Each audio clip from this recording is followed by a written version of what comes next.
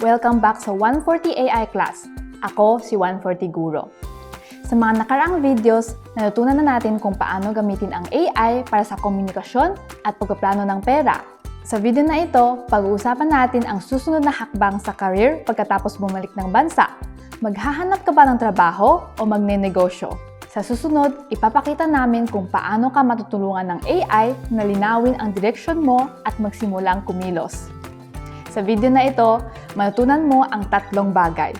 Una, paano gamitin ang AI para pag-isipan kung anong career path ang mas bagay sa'yo pag-uwi mo. Ikadalawa, kung gusto mong magnegosyo, paano ka tutulungan ng AI na linawin ang business plan mo. Ikatlo, kung gusto mong maghanap ng trabaho, paano ka tutulungan ng AI na gumawa ng resume mo. Bago natin pag-usapan kung magtatrabaho ka ba o magnenegosyo, may isang mahalagang bagay muna. Linawin mo muna ang career direction mo. Kung dumating ang araw na matatapos na ang journey mo sa Taiwan at next month uuwi ka na, ano ang gusto mong gawin? Una, huwag munang tanungin ang sarili ng ano ang gagawin ko. Sa halip, tanungin mo muna ang sarili ang tatlong bagay na to. Una, ano ang mga trabaho na ang nagawa ko at ano ang kaya kong gawin? Lahat ng trabaho at experience mo sa Taiwan ay kakayahan mo. Pangalawa, anong klaseng buhay ang gusto ko? Stable income ba?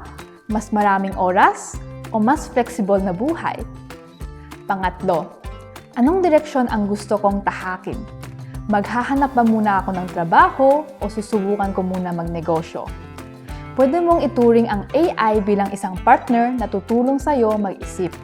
Sabihin mo sa kanya kung ano ang mga working experience mo dati at itanong, based sa mga naging experience ko, ano ang mga skills ko at anong career paths ang babagay sa akin. Tutulungan ka ng AI na ayusin muna ang direction mo.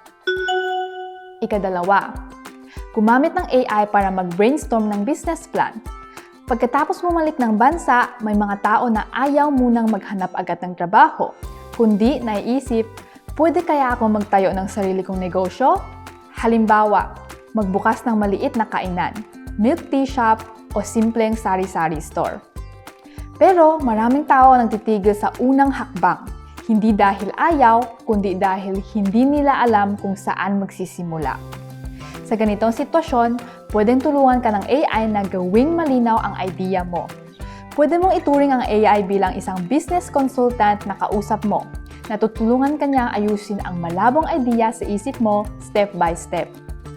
Halimbawa, may mga taong may simpleng pangarap tulad ng, gusto kong magbenta ng homemade chili sauce mula sa probinsya namin. Magandang idea yon, pero baka may problema ka, paano ko ipapakilala ang produkto? Paano ko ipopromote sa mga customer ko? Paano ko sasagutin ang mga tanong nila? Dito, pwedeng pumasok ang AI para tumulong mag-brainstorm ng idea sa strategy. Halimbawa, pwede mong itanong sa AI, gusto kong magbenta ng Filipino snacks sa Facebook. Pakigawa po ako ng simpleng business strategy kasama ang produkto, target, customers, presyo at platform. Tutulungan ka ng AI na mag-isip ng mga bagong idea para mas madali lang. Mula sa store strategy, product description, hanggang sa pag-practice ng posibleng tanong ng mga customers, pwede mong magbigay ng basic foundation o draft ang AI para sa iyo.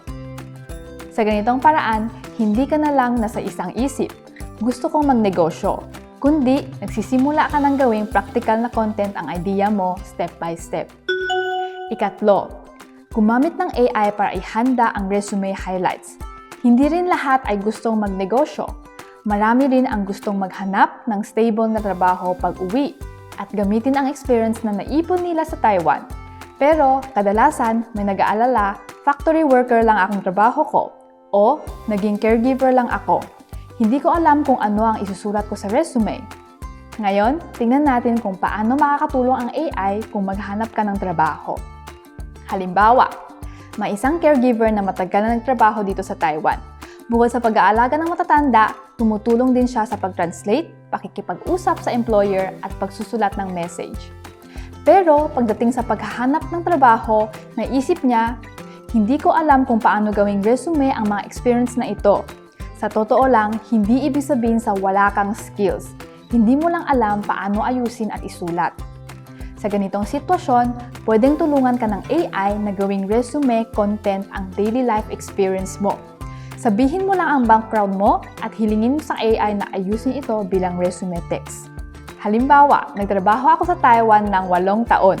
Marunong ako mag-Mandarin at Tagalog at madalas akong tumutulong sa pag-translate sa pagitan ng amo at mga kaibigan. Pwede mo ba akong tulungan gumawa ng isang bahagi ng resume na bagay para sa trabaho bilang translator? Hindi kailangan perfect ka agad. Magbibigay muna ang AI ng unang version, tapos pwede mo itong i-edit. Alin ang mukhang personal style mo o alin ang kailangan baguhin. Sa ganitong paraan, ang resume ay hindi ko alam paano magsimula, kundi may version o idea na ako na pwede kong ayusin. Sa video na ito, 3 mahalagang bagay ang natutunan natin. Una, gamitin ang AI para linawin kung anong career path ang gusto mong tahakin pag-uwi mo. Pangalawa, kung gusto mong magnegosyo, tutulungan ka ng AI na gawing malinaw ang business plan. Pangatlo, kung gusto mong maghanap ng trabaho, tutulungan ka ng AI na gawing resume highlights ang work experience mo. Kung ano man ang pipiliin mong path, hindi kailangan magdesisyon ka agad. Ang mahalaga ay magsimulang mag-isip, mag-ayos at kumilos. Bago matapos ang video, may kakaibang homework tayo ngayon. Pagkakataong nito, hindi lang pag-practice ng AI ang gagawin, kundi pag-isip talaga ng career direction mo. Buksan mo ang Gemini at ituring mo itong partner sa pag-uusap at sabay ninyong gawin ang 3 hakbang. Unang hakbang, ayusin ang mga skills mo ngayon. Sabihin sa AI kung anong mga trabaho na ang nagawa mo. Anong skills ang meron ka at anong mga language ang kaya mong gamitin, tulad ng caregiving, factory work, translation, communication, Mandarin ability at ipagawa mo ito sa AI ang isang skill list. Pangalawang hakbang, i-compare ang mga posibleng career paths. Makipag-usap sa AI para ikumpara ang iba't ibang options, tulad ng magpatuloy bilang migrant worker, magnegosyo pag-uwi, magtrabaho sa kumpanya, o pumasok sa translation o coordination na trabaho. Pangatlong hakbang, gumawa ng isang magagamit na output. Kung negosyo ang pipiliin mo, ipagawa sa AI ang isang simple business plan, including dyan ay ano ang ibebenta mo, kanino, magkano ang presyo, paano ibebenta, online ba siya o offline, at ano ang short, mid, at long-term goals mo. Kung trabaho naman ang pipiliin mo, gumawa ng resume highlights o job position suggestion. Hindi kailangan kumpleto kaagad. Ang mahalaga ay magsimula kang mag-isip. Ang career ay hindi dinidikta ng iba. Unti-unti mo itong binubuo. Ngayon, hanggang dito na lang tayo. 140 AI class. See you next time. Bye!